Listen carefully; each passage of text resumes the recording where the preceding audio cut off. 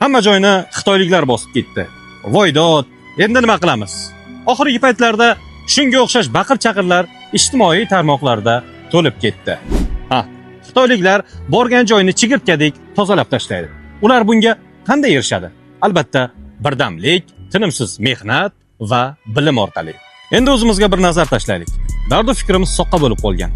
Hatto xalqning boshiga musibat tushsa ham, yordam qilishning o'rniga shu musibatdan soqqa qilish payida bo'lamiz. Agar ertaga qiyomat bo'ladi desa, joynamozning narxini 100 barobarga oshiramiz. Ish yo'qmas va dangasamiz. Biror narsaga mehnat qilib o'z kuchimiz bilan yetishishdan ko'ra, soqqasini berib qo'lga kiritishni afzal ko'ramiz. Natijada uquvsiz shifokorlar qo'lida bemorlar o'ladi, bilimsiz haydovchilar odamlarni bosib ketadi, ongsiz quruvchilar esa uylarni boshimizga qulatishadi. Oxirgi marta qanaqa kitob o'qidingiz? Afsuski, bu savolga juda ko'pchiligimiz javob bera olmaymiz. Biz qo'rqayotgan xitoyliklar esa farzandlarini yig'latib o'qib turadi.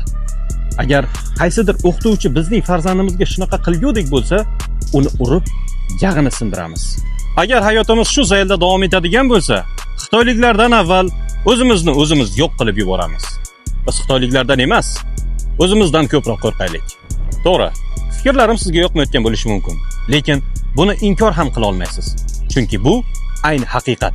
Agar biz birlashsak, mehnatkash bo'lsak va ilm olsak, dunyodagi hech bir kuch bizni qo'rqita olmaydi. Aks holda umrimiz dodvoy solish bilan o'tib ketadi. Tegib ketdimi?